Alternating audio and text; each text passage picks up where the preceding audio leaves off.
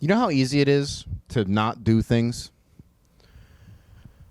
Remarkably easy. I don't know. It's actually super easy to not do things. So one thing that I don't do on this channel is listen to too many of your guys' suggestions, because a lot of them are, Nick, can you make like your top 10 players in the NBA? Can you make your top 20 list? Can you name your, top 10, not your top 15 under 25 list? Nope. I'm not going to do that. You know why I'm not going to do that? Because I don't care enough to rile a bunch of people up for no reason at all except to get a bunch of views. And have 95% of the people who listen to me disagree with me. Where's the fun in that? I respect and appreciate that people value my opinion in such a way, but there is a point that arrives where I'm just kind of like, there's no point. The point, of course, that I'm getting at here is every time the draft rolls around, you'll see this blip, and that blip is like the month leading into the draft when everybody cares about it, because at this point, like if you're a team like Detroit and you kind of have to care about it all year, because ultimately that up there, that's the end game. It's like, of course, you're going to be talking about it the whole time. I don't expect Bucks fans and Nets fans to be scouting draft prospects in January. You know what I mean? So like, it's fine. But the problem is that inside of this month, everybody becomes an expert. It's kind of like, I'll liken it to this. You know how anytime Floyd fights, think about the Pacquiao fight, think about when he fought McGregor, suddenly everybody is an expert on boxing, and everybody's like, oh, everybody's giving their scores and like, oh, well, Floyd won that round and Conor won. Everybody knows what's going on with boxing all of a sudden, and then it passes and then nobody cares anymore. That's what happens with the NBA draft. People will give their mock drafts. They'll say, I think this player would be the best fit here or this or that or that. But the one thing that people will always do is comparisons, and they'll be like, I like this guy because he reminds me of this guy. And I just feel like if you're just some guy like me and it's not your actual job to be paying attention to this all year, because that's not who we're talking about today, those people are fine, because that's what they're paid to do, because they're experts. Talent evaluation, that's their job. You and I, no. Nope. Our opinions don't matter. And that is the one thing I have been pretty firm on, pretty consistent on this channel, is nothing I say up here matters. You guys just ask me for my opinion. So you're probably like, well, Nick, if someone's asking for someone's opinion on something, yes, that's a little bit different. It's a weird gray area, because ultimately I don't think anybody should care about anybody's opinion, no matter how big of a platform they have or how much money they have. I don't think anyone's opinion matters except for your own. So where I want to go with this is like, do you realize, like, anytime you do draft comparisons, more often than not, I feel like it's just so that you can convince your own fan base that that player is the correct pick. And it's like, more often than not, you're not starting a healthy dialogue, because you're just trying to convince people that you're right, which is, of course, that's of course the objective. But like, do they not just seem to do more harm than good, like all the time? And they also, I feel like, never actually make any sense. And not only do they not make any sense, 98 times out of 100, they aren't true. They just don't come to fruition at all. Like, you'll just see someone who's like a really good scoring guard, and they'll be like, I see a lot of Tyreek Evans in his game. And then he'll end up being like Jameer Nelson. Or, you know what I mean? Like, it's just somebody. And I get that it's to sort of get people to understand what this type of player could be. But it's kind of like, why are we even being comparative in the first place? Because all you're really doing is setting this expectation on a certain player that, like, they're probably not going to live up to, because you're just, you know what I mean? And it's just like you're setting them up, not for failure, but it's like, okay, so, we drafted Stanley Johnson. This was a real draft night comparison. We drafted Stanley Johnson. We're Detroit. The comparison that night, I don't remember if it was Simmons or if it was Jalen Rose, was like Caron Butler. And everybody was like, wow, impressed. That was not true. Case in point, and I've seen a lot of tweets about this. This isn't an original thought. This whole thing that we're doing with Evan Mobley, who, by the way, for the last like 7 months, I've been woo-woo. I've been at the front of the Evan Mobley train, Cavs fans, Thunder fans, wherever Mobley ends up. Woo! He's going to be incredible, 100%.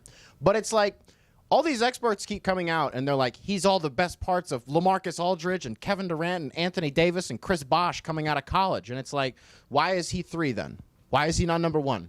Because every time we talk about Cade Cunningham, it's like, wow, a really, really tall creator, really good clutch scorer, can get to his spots, play a little bully ball, 3 levels, Wow, impressed. That's number 1. Wow, Jalen Green, he's a high flyer. He's going to score 25 points a game in this league someday. Wow, impressed. He's 2. But Evan Mobley, The guy who's a combination of 4 Hall of Famers, we're going to put him third. That's why you just shouldn't listen to these at all. It's like you can watch the player and you can be like, wow, how are they going to fit within my team's designated scheme? How are they going to fit along this player? How is Evan Mobley going to fit alongside Jared Allen or something like that? How's Cade Cunningham going to work with Killian Hayes? Can I do this real? I hope Zaire Williams. I don't want to make any takes about where players are going to go. I'm really excited to see where Zaire Williams goes. It's just dumb, and like it never feels productive, and I think that it's always in good spirit.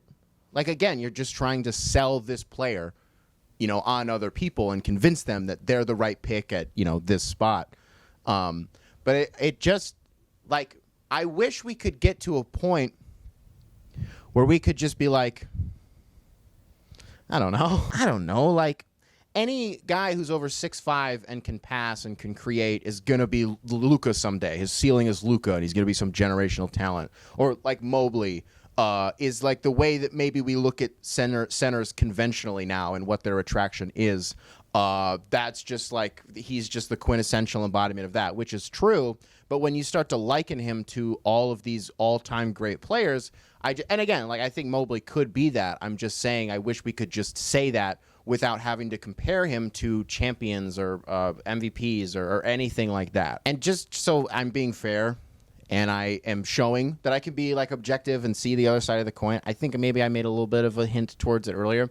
I do get that, especially when they do it on draft night broadcasts like ESPN or ABC or whatever, NBA TV, and they do these player comparisons, it's because not everybody is like us, like you and me watching this video, where this is like what we live and breathe, where you just sit online all day and you watch these full games. Like I watched, I think 4 or 5 full Keon Johnson games at Tennessee. Like I would just sit down and just do it. Like that's how I would spend a day.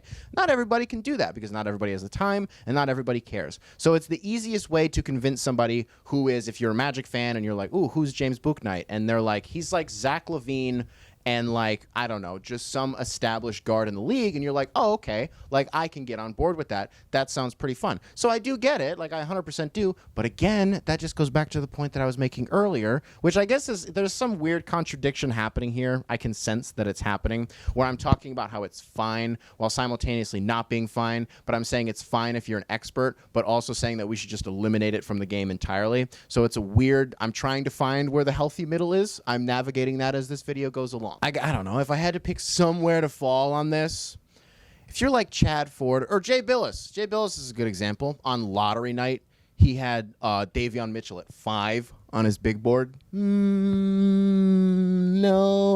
You guys want to take? I don't know if I should say this. I think that there's a world. You know what? I don't know why I have to run from this. I've been saying it behind the scenes for like 3 months. I think Jared Butler is probably the better player for Baylor anyways. So there's that. But again, that just goes back to me being some guy. You disagree with me? Okay. You're like, Nick, you're just doing this so that you can like void all responsibility for any incorrect takes you have. Yes. But also I'm serious. Stop listening to me or anybody at all. Maybe for the most part, it's just because it feels like it's just semantics. You know what I mean? Like, are you going to really debate with somebody who's like, this guy's like Mo Williams, and then you're like, Mo Williams was good. And even if it's like a center, and they're like, I see a lot of Mo Williams in this game. You know what I like about Evan Mobley? I don't know where I was going with that point. That's why I'm getting off of it. You know what I like about Evan Mobley? I said this before, and it made no sense to anybody. I'm going to say it again, though, because there's enough of you guys now that somebody, of the 80+ thousand of you that are out there, somebody will be like, I get that. And this is for you, okay? I love Evan Mobley with his rebounding because he rebounds like a guard. He rebounds like Steph Curry. And I that's it. That's the point. Don't know how else to go anywhere with that. And you know what? You know what's funny is if you disagree with me, point made. I could say a lot of nice things about Mobley. Is this an Evan Mobley video now? Sheesh. I don't know. Maybe it is. I could say a lot of really nice things about him. But ultimately, Cade Cunningham is on my my basketball team. And you know what? That's fine. Even Cade was like, they asked him, hey, what do you think about all these Luka comparisons? And he's like, I'm Cade Cunningham. And I was like, yes, you are. and that's perfectly fine. And let's just roll with that instead of trying to put this label. Like, people were calling Killian like Jason Kidd and Steve, like just a bunch of, arbitrary comparisons. And look what you guys are doing to him. Look at how they massacred my boy. I'm very excited for the draft to be done so we can just get to Amani Bates and his draft, and everybody can be like, LeBron.